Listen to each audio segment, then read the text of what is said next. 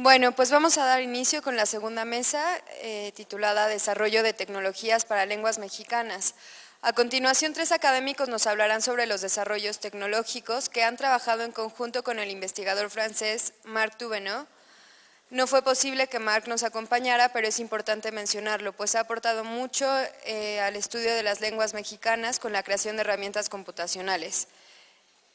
Contamos con la presencia de María del Carmen Herrera Mesa, que es profesora e investigadora de la Dirección Lingüística del Instituto Nacional de Antropología e Historia, egresó de la Escuela Nacional de Antropología e Historia, donde se tituló como licenciada en Lingüística. Posteriormente obtuvo el grado de maestra en Lingüística por el Colegio de México.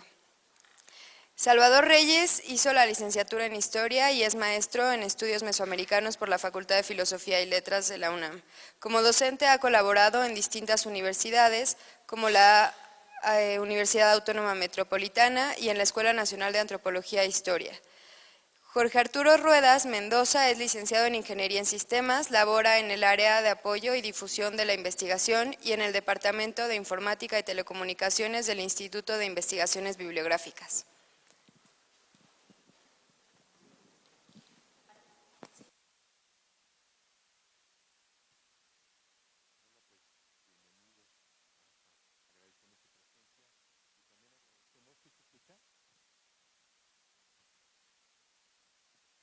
Ya, ahora sí, ¿verdad?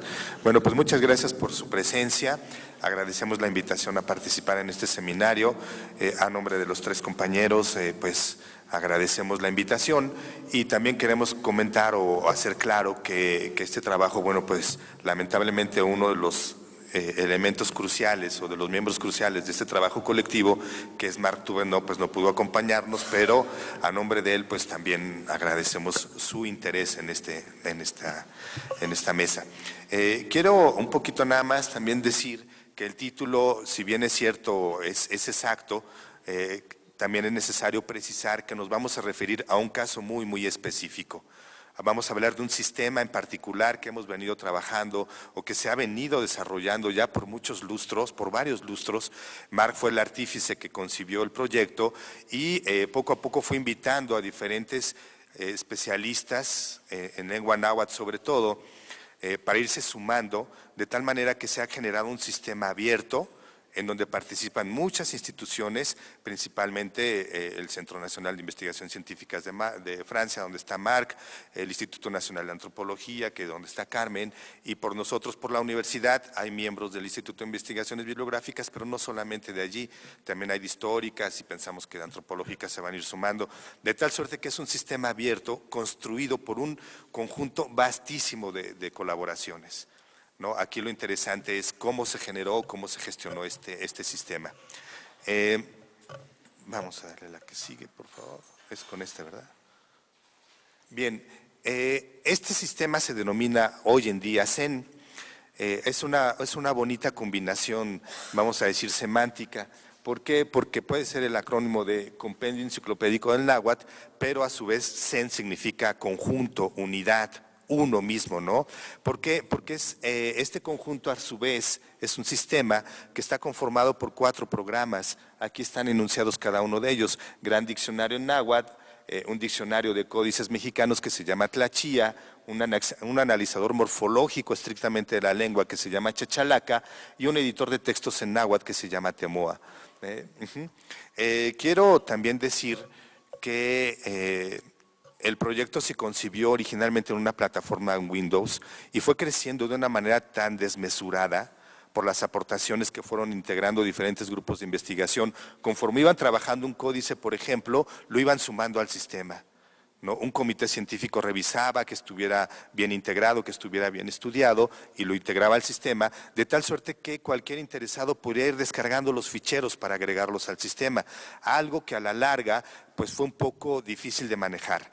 Se tomó la decisión por parte de los que en ese momento coordinaban el proyecto, que eran Carmen y Marc, por hacer un soporte físico y en 2010 se emitió este DVD. Este DVD que ya era considerado en ese momento pues como el soporte idóneo para dar a publicar este corpus textual, que además lo quiero enfatizar, combinaba 2 sistemas de escritura. El sistema de la escritura alfabético convencional lineal que todos conocemos, que afortunadamente el náhuatl ha sido una lengua privilegiada en ello, quizá no ha tenido la suerte que han tenido otras lenguas mesoamericanas que no han tenido la suerte de haber sido registradas desde el siglo XVI, el caso del náhuatl sí, y hay cientos y cientos, podríamos decir miles de documentos formales, informales, de muy diversas temáticas, de la vida cotidiana, de la cultura, de la vida íntima de las gentes o de la vida pública, de tal suerte que integrar todo ese corpus exigía realmente grandes grupos de investigación. Es lo que Marc tuvo a bien convocar, después con Carmen que se sumó, y publicaron en 2010 esta herramienta, este sistema que se llamaba CEN, un poco para tratar de paliar la complejidad de descarga de la página electrónica. El problema es que, bueno, ustedes lo saben mejor que nosotros, pues esto queda fijado, cómo incrementarlo. El sistema siguió estando habilitado en la página electrónica de Supinfor, soportes informáticos, y se tendrían que ir agregando nuevos ficheros. Conforme se publicaba un texto en náhuatl, no sé, invento un escenario, alguien publicaba un testamento del siglo XVI o XVII, hacía la transcripción paleográfica, lo integraba al sistema y entonces todos los usuarios teníamos que seguir descargando con frecuencia o estar monitoreando con frecuencia cómo se iban alimentando, cómo se iba cebando el sistema. No solamente por la transcripción de documentos, por la publicación de algunos diccionarios desde el siglo XVI hasta los 2000, ¿no? O se iban integrando estudios de códices.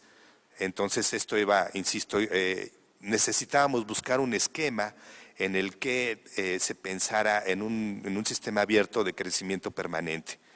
De tal suerte que entre el Instituto Nacional de Antropología, la UNAM a través del Instituto de Investigaciones Bibliográficas y por parte de Francia, se pensó en trasladar todo esto a un sistema web, ¿no? Y que en el sistema web siguiera existiendo el mismo esquema de crecimiento permanente del sistema con cualquiera de sus variantes.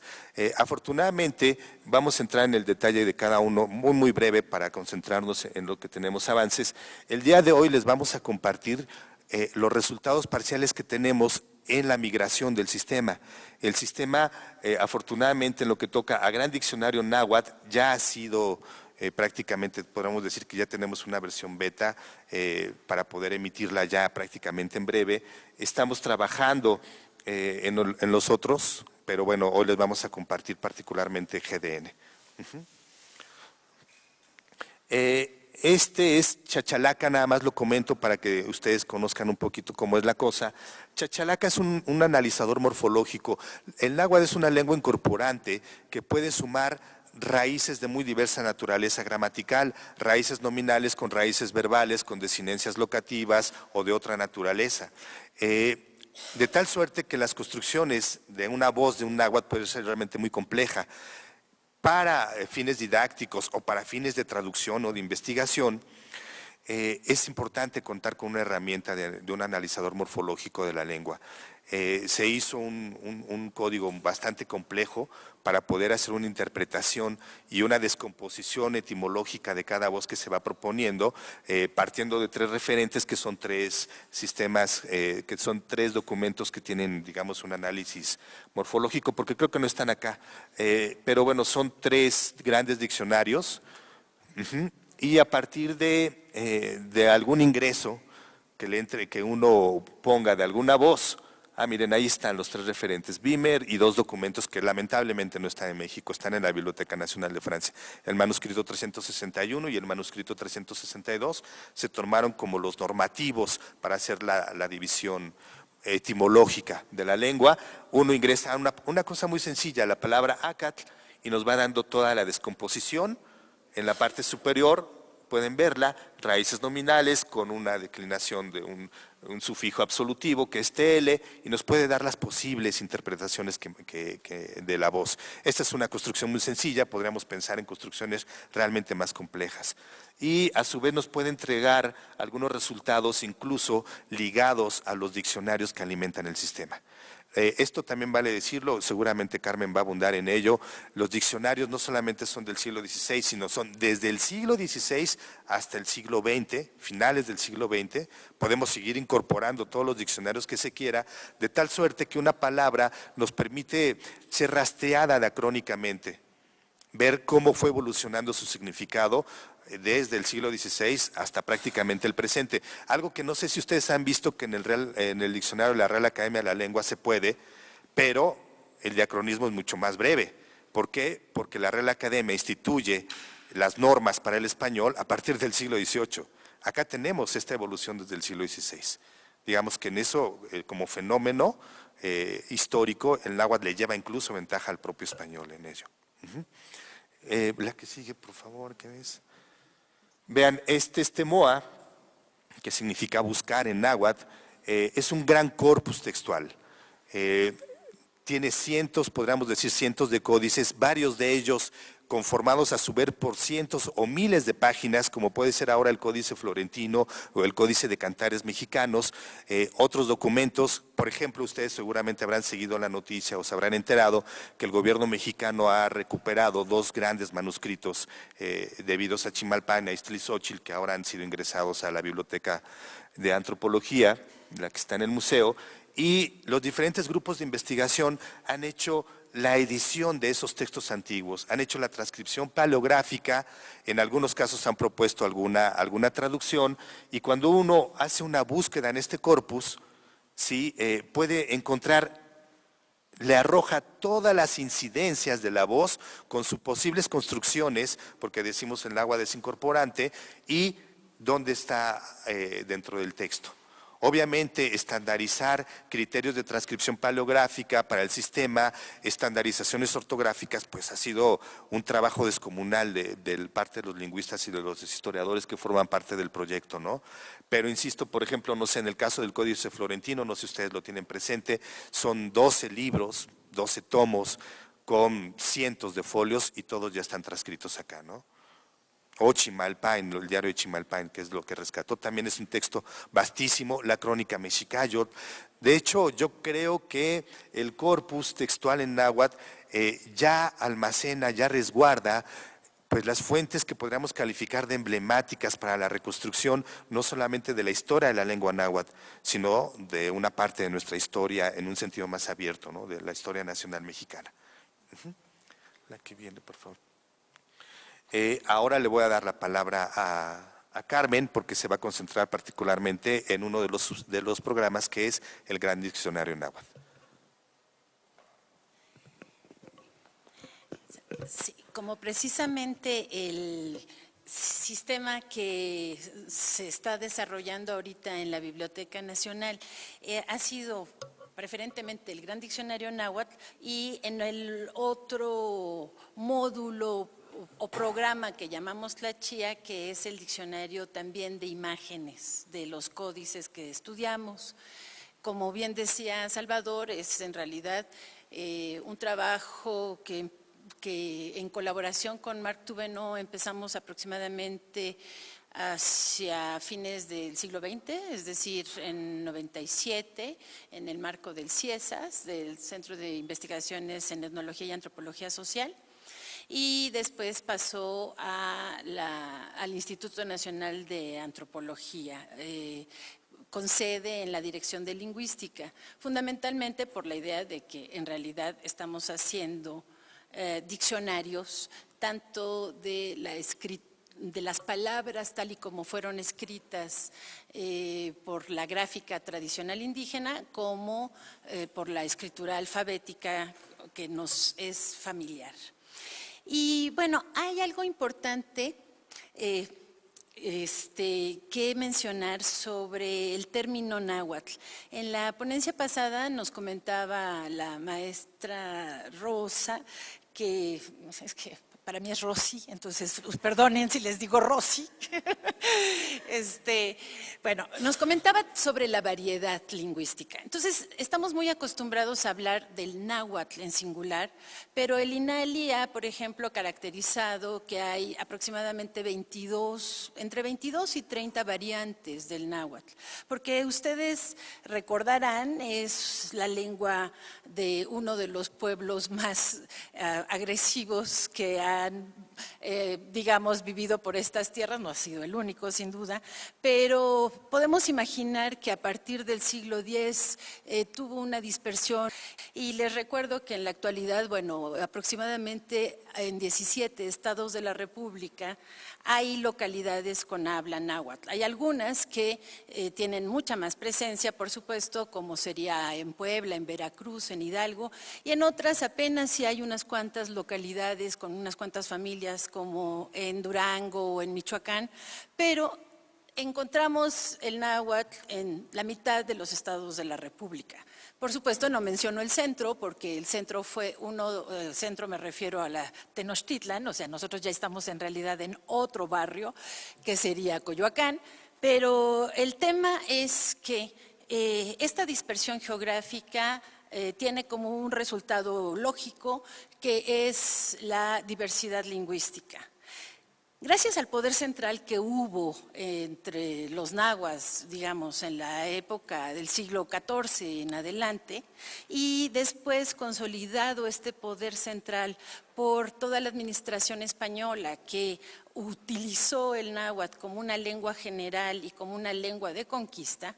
Entonces, estas dos circunstancias ayudaron a que el náhuatl se dispersara incluso aún más, que tuviera presencia en localidades en las que en época prehispánica no la tenía de manera habitual, como por ejemplo toda la ayuda de los grupos tlaxcaltecas hacia lo que ahora es Saltillo, el norte, por ejemplo. Entonces, estas dos circunstancias, el haber sido un imperio antes de que llegaran los españoles y después que los españoles se montaran en el conocimiento del territorio, en el poder sobre los pueblos y en la organización social que existía, evidentemente hizo posible que el náhuatl fuera una de las lenguas escritas y descritas de manera más temprana, incluso que algunas otras lenguas europeas. Y hago hincapié en esto porque eso explica en parte,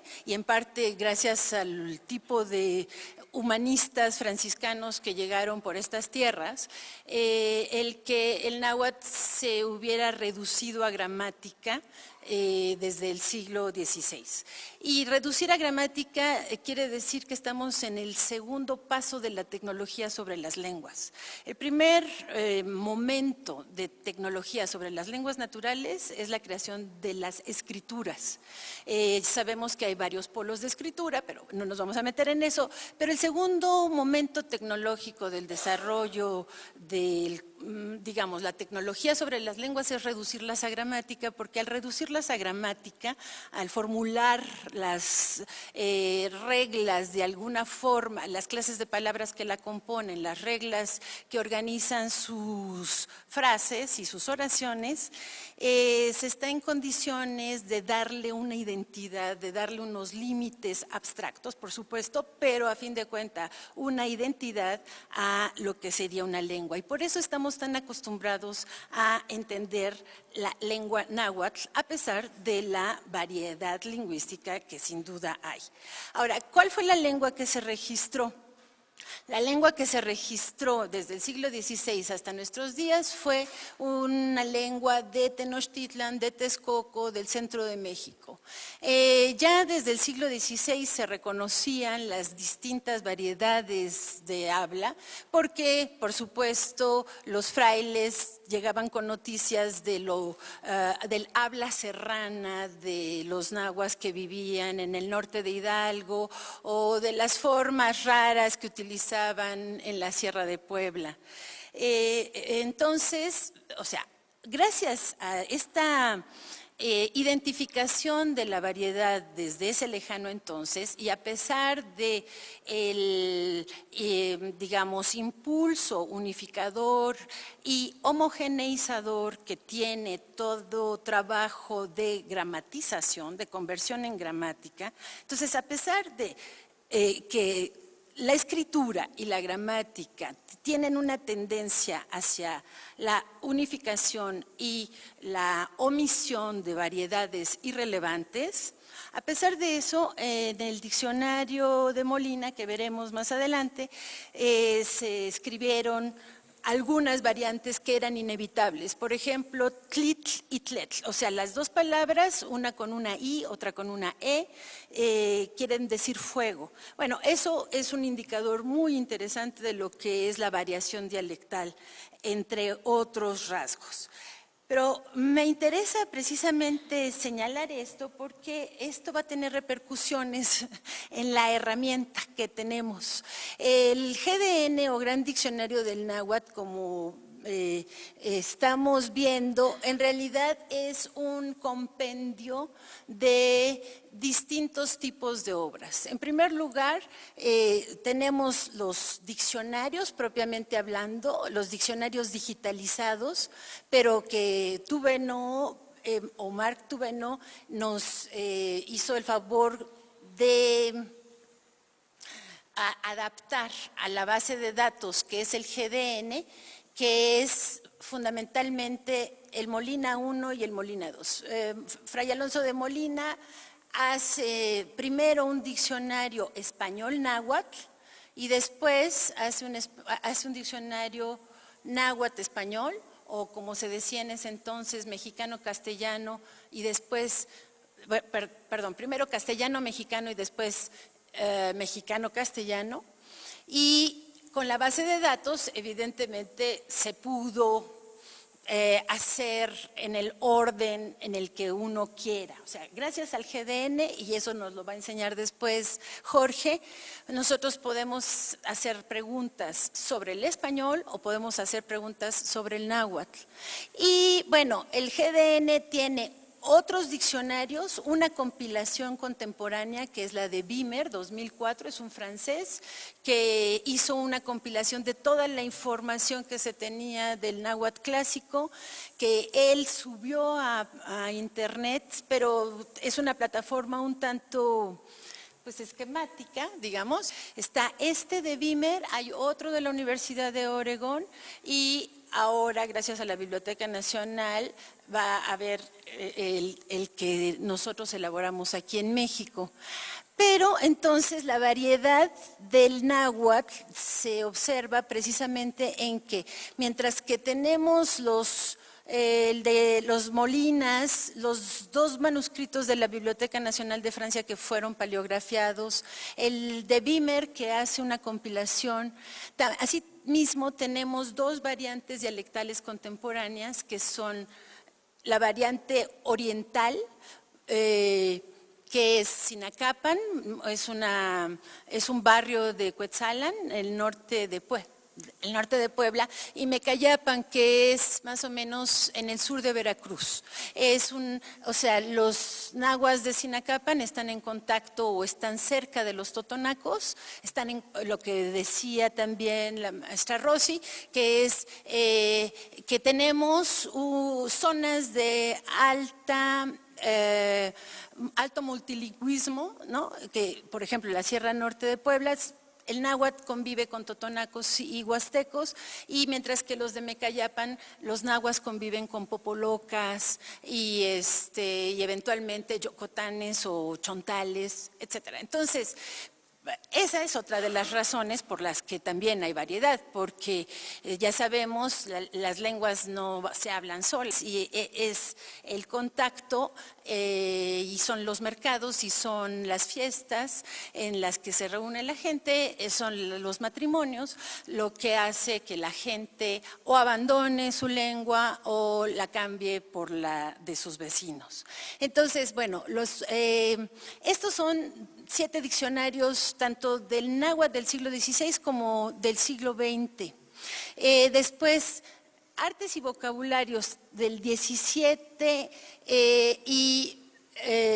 bueno, desde el XVI hasta el XVIII, fueron documentos que nos sirvieron como un corpus para a partir de ahí elaborar los diccionarios. Todas las frases que aparecían con una traducción puntual las recuperamos, algunos investigadores de Lina, de Francia, y entonces lo convertimos en una base de datos recuperada por el GDN. Y aquí tenemos dos variantes dialectales más. El de 1692 y 1765 es la variante de Occidente o la de Guadalajara.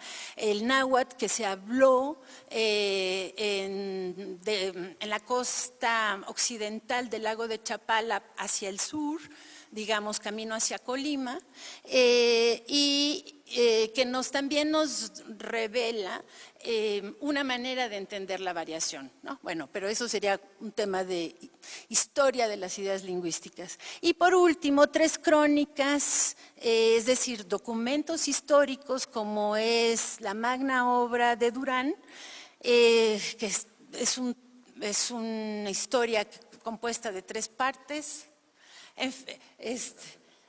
A ver, ¿tú te acuerdas de cuáles son? Bueno, es una historia, es un calendario, en fin, es algo muy complejo que precisamente Pilar Maínez de la UNAM, de la ENEP-Acatlán, espigó todas las ocasiones en las que Durán utiliza una palabra en náhuatl y cómo la traduce, al igual que la obra de Sahagún, es el mismo procedimiento, y entonces tenemos convertida en base de datos y en diccionario estas obras. Entonces, ese es el contenido del GDN. Y hay algo que es muy importante, que precisamente el GDN lo que nos va a permitir es identificar, o sea, podemos poner la fuente y organizarlo por orden. Podemos entrar por la palabra en náhuatl o podemos entrar por la palabra en español.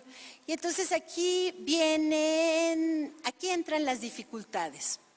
Vamos a tener, además de la variación dialectal o de variantes lingüísticas, vamos a tener la variación de traducciones, porque casi siempre estamos frente a puros diccionarios bilingües, hechos por hispanohablantes o para hispanohablantes. Entonces, las palabras fueron solicitadas desde el español y se pidieron las traducciones al náhuatl, lo que significa que algunas palabras, por muy simples que sean, van a obtener distintas traducciones. Si yo le pregunto a alguien que me diga como dice mazorca, me puede dar el nombre de la mazorca cuando todavía está en la planta y me va a decir xilotl, o me puede entender la palabra que es la mazorca ya afuera, digamos cortada, y entonces ya me va a dar centli. Entonces voy a tener variación de traducciones al español y voy a tener, por toda esta variedad de fuentes, voy a tener variación de escrituras. Entonces hay una condición muy importante para el funcionamiento del Gran Diccionario Náhuatl, que es el hecho de que se mantiene la escritura del original, es decir, se mantiene lo que llamamos la paleografía, que nos permite, digamos, mantener la variación que es necesario mantener para respetar las decisiones de cada uno de estos autores. Y pues con ello podemos identificar los lugares, digamos, más susceptibles de variación, como es esta secuencia OWA, OWA. Pero, y aquí viene el trabajo de un ingeniero lingüista, es que para solventar la variación hay que hacer reglas de reescritura, de tal forma que no importa cómo esté escrito, tengamos una ortografía normalizada que tiene fines de agrupación, o sea, cuya finalidad es agrupar precisamente y reconocer la unidad en esta variación gráfica. Entonces estamos recuperando, y esa, bueno, fue una idea importante de Tuve, ¿no?, al elaborar el GDN. Por un lado, mantener la variación, que es lo normal a las lenguas, que fue lo normal a la escritura y que sigue siendo lo normal en la escritura del náhuatl, ¿no? Porque a pesar de que no es una de las lenguas más difíciles para transcribir desde la perspectiva de un hispanohablante, hay secuencias que siempre van a causar problemas y pues esas secuencias, cada quien las escribe, secuencias sonoras, ¿no?, y morfológicas, que cada quien las ha escrito como ha podido, ¿no?, aunque haya más o menos tradiciones, escuelas. Pero pues ya sabemos que las faltas de ortografía no necesariamente impiden la comprensión, ¿no? Bueno, entonces aquí simplemente, no sé cómo estoy de tiempo. Eran 15 minutos los que me tocaban, entonces. Bueno, entonces simplemente les quiero enseñar el diccionario, bueno, la portada original del diccionario de Molina, que como decíamos es el segundo momento de la tecnología sobre las lenguas naturales, en el sentido de que ya Molina sigue un modelo de elaborar diccionarios revolucionario para su época. Antes de Nebrija, que hace el diccionario latino-español, se acostumbraban que los diccionarios fueran enciclopédicos, o sea, que en realidad cada entrada tuviera sus ejemplos de aparición de las autoridades. Nebrija es mucho más sintético, es muy económico y él solo da una sola palabra como equivalente de la palabra latina original. Porque ya estamos en una época en donde el latín está saliendo, no del todo, ¿verdad? Pero digamos, más bien, las lenguas vernáculas se están gramatizando. Las lenguas vernáculas europeas, como el español, es decir, el castellano, el francés, el inglés, se están gramatizando, es decir, se están reduciendo al arte de las reglas de la tradición gramatical grecolatina. ¿Sí? Entonces, Molina se basa en Nebrija, que era un revolucionario de su época, y después Molina se convierte en un modelo. Es muy importante esto para entender que en realidad la falta de escritura o la falta de gramáticas de las lenguas, pues se debe a muchísimos factores. Uno de ellos es que en realidad se tenían que adaptar los modelos que se tenían a la diversidad de lenguas. Y Molina, a su vez, adapta a Nebrija y después los que trabajan el purépecha o el otomí van a adaptar a Molina, ¿no? Entonces vamos a tener ahí una secuencia importante. Un poco simplemente para entender en dónde vamos a tener los problemas de escritura. Pues en las palabras fundamentalmente con flexión, que son los nombres, los verbos, el pronombre no tanto, mientras que las palabras invariables del náhuatl van a ser menos problemáticas para escribir, ¿no? Y bueno, esto es técnica lexicográfica propiamente hablando. O sea, aquí lo que me interesa simplemente subrayar es que también tenemos que tener una parte de la información gramatical que Molina lo proporcionó, que es las traducciones diferentes que tiene una misma palabra, pogua, por el tipo de objeto que tiene.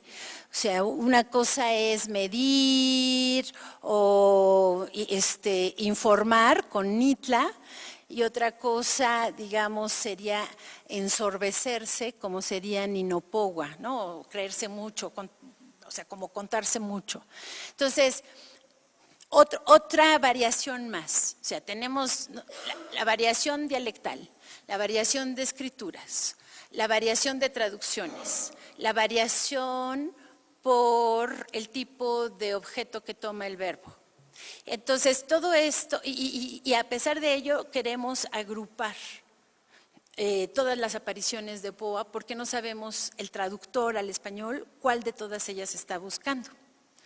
Entonces, además de tener reglas de transcripción o de reescritura, también tenemos que tener reglas de transformación en algunos casos, sobre todo cuando tenemos esta variación dialectal, ¿no? Para precisamente obtener el resultado de tener todas las apariciones de Poe en un solo lugar. Y en algunos casos, bueno, en el caso del Beamer, lo ideal es que podamos también acceder no solo a la versión nebrija, es decir, un equivalente en español por una palabra en náhuatl, sino que también podamos acceder a la versión enciclopédica de los diccionarios y es los ejemplos de uso. Y entonces, en algunos de estos diccionarios, en particular en Beamer, que hace una recopilación no solo de diccionarios, sino de estudios y trabajos que se han hecho sobre el náhuatl y que nos permiten tener una mayor comprensión de algunos términos, y además una propuesta morfológica, que eso es lo que hizo Beamer, ¿no?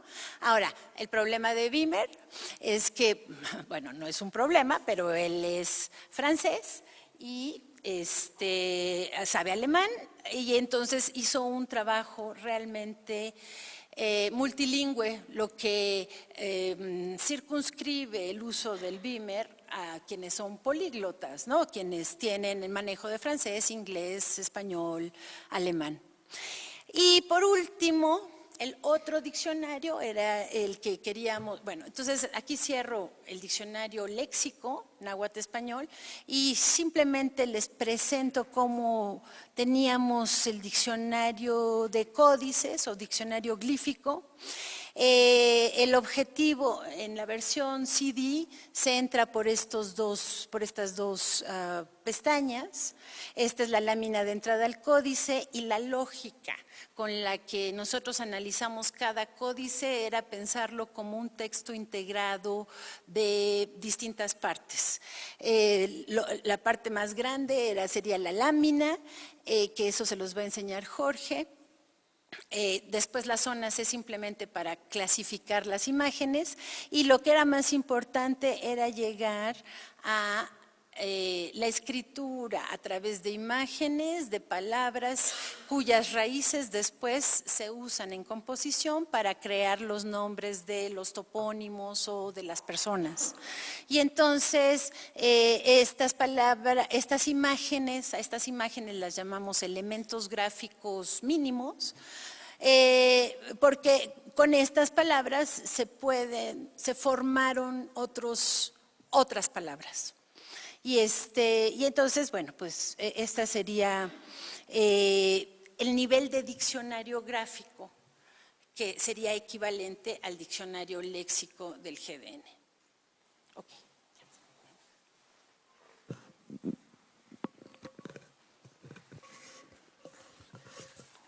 Bueno, yo voy a hablar brevemente del desarrollo de los dos sistemas que hasta ahora se están haciendo en la Biblioteca Nacional, GDN y Tlachia. Quiero comentarles que estos dos desarrollos se han hecho con el asesoramiento de Mark, la persona que ha hecho las primeras versiones de estos productos para la instalación en Windows. Mark siempre ha estado muy próximo a estos trabajos, dándonos sus opiniones, consejos, pautas a seguir, y siempre ha encontrado el tiempo para revisar cada avance que hemos hecho. Antes de hablar del GDN y Tlachia, voy a mencionar rápidamente las herramientas que hemos utilizado. Las menciono rápidamente porque el software es libre, ustedes podrán conseguirlo a través de internet y encontrarán muchísima información en línea. El servidor en donde se alojan el GDN y Tlachia tiene instalado el sistema operativo Linux, distribución Fedora, el servidor HTTP es Apache y el manejador de base de datos es MySQL. Para desarrollar estos dos productos hemos utilizado Symfony 1.4. Es un framework, un conjunto de técnicas y herramientas que nos han facilitado el desarrollo de estos productos, así como al utilizar Doctrine, que es otro framework contenido en Symfony, podemos escribir más rápidamente nuestras consultas a la base de datos e imprimir la información obtenida en dichas consultas de una forma más fácil. Estos dos ejemplos que les menciono son solo dos características de las muchas que tiene este framework. Symfony 1.4 no es la última versión ni el único framework, sin embargo es la versión en la que iniciamos el desarrollo. Seguramente en un futuro próximo empezaremos a utilizar las versiones más recientes. Para hacer un poco más interactivas estas herramientas, hemos utilizado jQuery, una biblioteca de JavaScript. Esto nos ha permitido, por ejemplo, actualizar parte de las pantallas, las capas, haciendo peticiones AJAX de una forma muy rápida y con poco código, y así permitir al usuario que haga uso de información relacionada a la que tiene en pantalla sin tener que ir a otra página y posteriormente regresar al sitio en donde estaba. Bueno, estas son algunas de las herramientas que utilizamos y las he querido mencionar porque han sido muy importantes para el desarrollo. Seguramente ustedes ya habrán escuchado de ellas o a lo mejor hasta las utilizan para sus proyectos. Bueno, ya les han hablado mucho sobre el GDN, sus objetivos, sus inicios, su contenido y la importancia que representa esta herramienta para los hablantes y estudiosos del náhuatl. Yo solo hablaré de la estructura de la herramienta y algunas de las funciones que se le incorporaron. El GDN está dividido en una parte pública que será usada por los usuarios del Internet.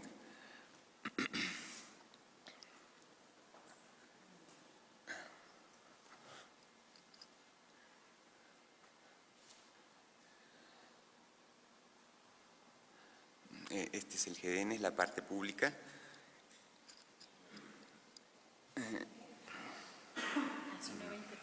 Sí, es una nueva interfaz. Sí. Y una parte privada, o digamos que es utilizada, solamente será utilizada por los participantes del proyecto. En la parte de los participantes, ahí ellos podrán seguir actualizando, podrán seguir cargando nuevos diccionarios, podrán modificar los datos. Bueno, la parte pública está formada básicamente por tres módulos, que es la presentación. Aquí encontrarán información sobre el proyecto. Está en español y en francés. Después tenemos la parte, el módulo de diccionarios. Aquí les aparecen todos los diccionarios que hay. ¿Podemos ir hasta el final? Y bueno, aquí es una gráfica de las entradas que tiene cada diccionario. Y el último módulo es el de búsquedas, hasta arriba, que digamos que es la pantalla principal o la pantalla donde inicia el usuario. Ahí tenemos las opciones para buscar en palabra exacta, inicio de la palabra, cualquier parte de la palabra. Podemos buscar en náhuatl, grafía normalizada, en la traducción o hacer una búsqueda en todos los campos. Y del lado derecho podemos seleccionar los diccionarios donde queramos que se haga la búsqueda. Me parece que son 9, ¿verdad? 9 diccionarios. Sí. Dice. Ah, bueno.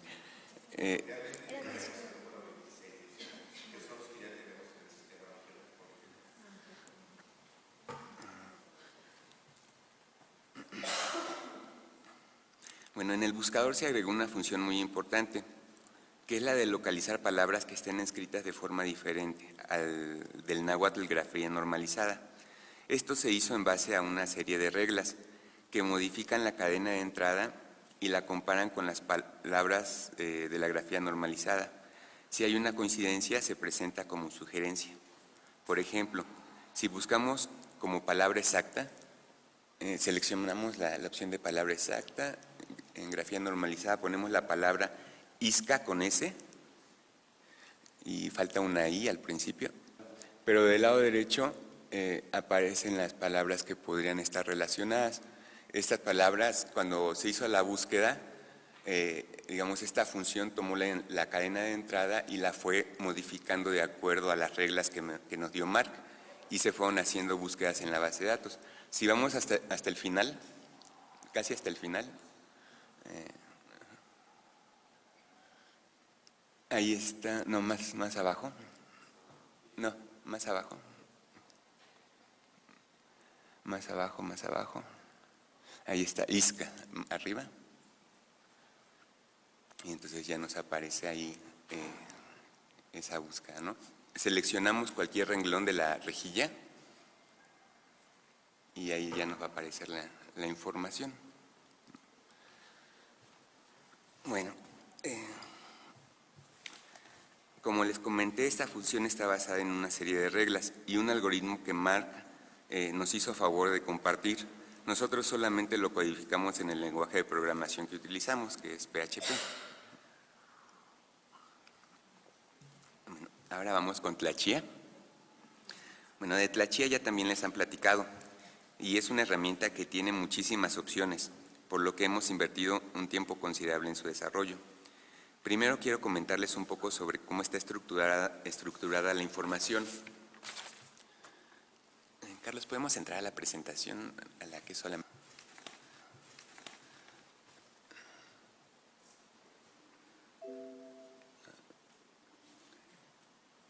Bueno, cada códice fue dividido en láminas. A cada lámina se le designó un código. Por ejemplo, a Meca Meca está divididas en las láminas 026R y 026B. Estas láminas a su vez están divididas en zonas. La zona 26R tiene las zonas 26RA y 26RB. Y cada una de las zonas agrupa a los glifos que están contenidas en ella. La zona 26RA tiene a los glifos desde el 0,1 hasta el 0,23. Ahora, cada glifo está conformado por elementos y cada elemento tiene un tema. El glifo 026B09, Postlán, ahí se ve, que es el del lado izquierdo, el glifo 026RA09, tiene dos elementos, Tlali con el tema 040301 y Tianskintli con el tema 070121. Bueno, y ustedes se preguntarán para qué nos dice todo esto. Y es que lo interesante de esta estructura, que a primera vista parece un poco compleja, es que además de darle a cada parte de un códice un nombre único, también permite relacionar a través de los temas a todos los glifos, independientemente del código en que se encuentren. Y bueno, y son muchísimos códigos, ¿no? Meca Meca es el más chico, pero Xolotl tiene más de 3,000 glifos, ¿no? Es muchísima información. Además, los archivos como imágenes, textos, archivos de sonido, están nombrados con dichos códigos y temas, por lo que de alguna manera ya se encuentran relacionados. Tlachia tiene muchos otros aspectos que se podrían comentar, pero esto que les comento fue de gran ayuda para desarrollar esta herramienta. Bueno, Tlachia tiene algunas partes que contienen información general de la herramienta, como son, podemos ir a la página, como son introducción, finalidad de Tlachia y agradecimientos. Hay otra parte de módulos donde dice terminología. Aquí ya se empieza a ver un poco del contenido. Digamos, esta parte es la definición de todos los términos que utiliza la aplicación. Después tenemos otro módulo que se llama palabras.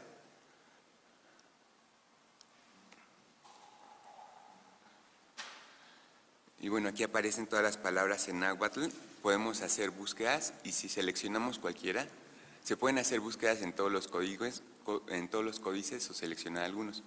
Nos aparece la información de la descomposición, la morfología, la paleografía y si está relacionada a una imagen también nos aparecería ahí. Nos aparece otro módulo que son diccionarios. Como vieron un poco, Tlachia, cada códice está dividido en glifos, en personajes, en elementos, en valores fonéticos. Aquí se pueden hacer búsqueda en cada uno de estos rubros y encontrar la información que le corresponde, ¿no? Ahora, si se quiere consultar la información de un códice, hay que entrar a la parte de códices. Vamos del lado derecho. Ahorita solamente tenemos cargados 2 códices. Entramos a Meca Meca. Y bueno, aquí podrían consultar un poco de la información del códice, del documento. Pueden consultar las láminas del lado arriba, del lado después de códice. Estas son sus láminas en las que está dividido. Podemos ir a zonas. Tenemos sus zonas y el siguiente son los glifos. Si vamos más abajo, bueno, aquí aparecen todos los glifos de esa zona, ¿no? Si seleccionamos el icono que está del lado derecho, ahí nos aparecería la información, ¿no?, de ese glifo en particular. Y bueno, si se fijan, hay algunas palabras que están subrayadas. Por ejemplo, lo que dice notas varias es información sobre el término, y bueno, aparece del lado derecho. Lo de abajo, que dice elemento, lo que está subrayado en azul, chilotl. Bueno, ahí ya nos lleva a la información de ese elemento. Y bueno, aquí nos aparece el tema, la designación, el sentido, no sé, mucha información, ¿no? Si vamos hacia arriba, podemos ir a elementos. Después de glifos sigue personajes. Del lado izquierdo.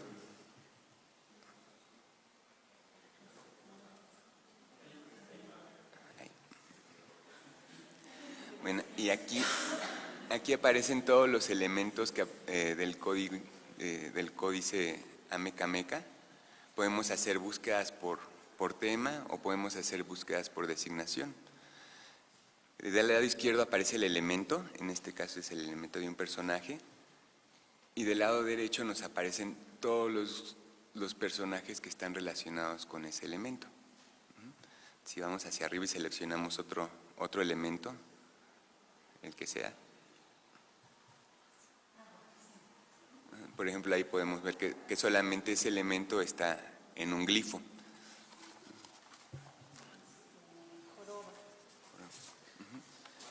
Podemos ver su información igual acá del lado derecho en el icono. Ahí podemos ver un poco de la información. En el icono de en medio podemos ver la zona en la que aparece este glifo y elemento. Y bueno, el siguiente icono es para escuchar Tepotzotlán. Tepotzotlán. La voz, ¿no?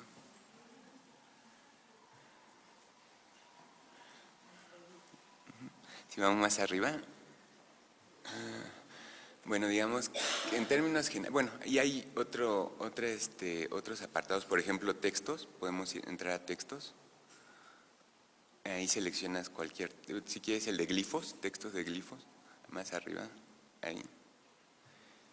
Y bueno, ahí podemos ver todos los glifos de este códice, los seleccionamos y nos va a aparecer el texto particular sobre cada glifo, ¿no?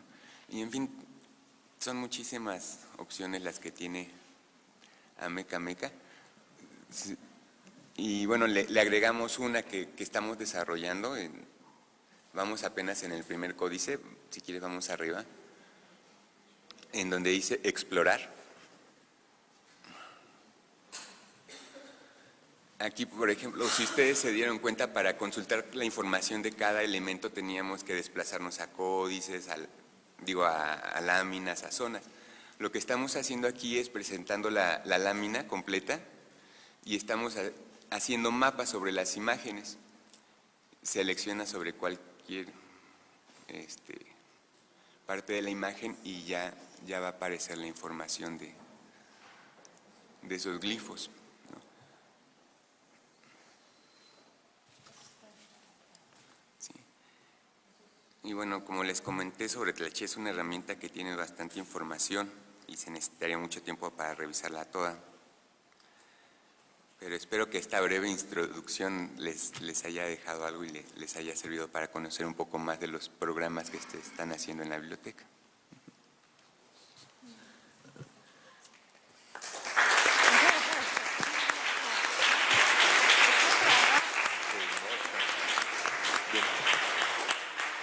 Nada más queremos cerrar con una pequeña reflexión histórica. El patrimonio documental de México se ha dispersado por N naciones, no principalmente de lo que llamamos malamente el primer mundo.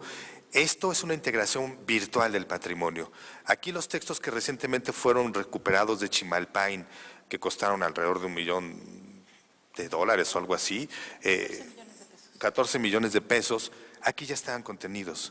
No, vamos, no es que el otro no deba rescatarse, a lo que me refiero es que la integración de toda esta documentación de códices y textos escritos en náhuatl desde el siglo XVI, virtualmente la hemos podido nosotros integrar y no solamente disponer para los especialistas. Aquí quiero ser bien enfático en un fenómeno que nos ha resultado de una gran sorpresa. Todos sabemos de las evidentes y hemos sido testigos de las carencias que se viven en diferentes regiones del país y que permiten o que dificultan el acceso a las nuevas tecnologías en diferentes sierras, en diferentes lugares de nuestra nación. Cuando nosotros monitoreamos los IDs de ingreso al sistema, dominan los que provienen del mundo rural.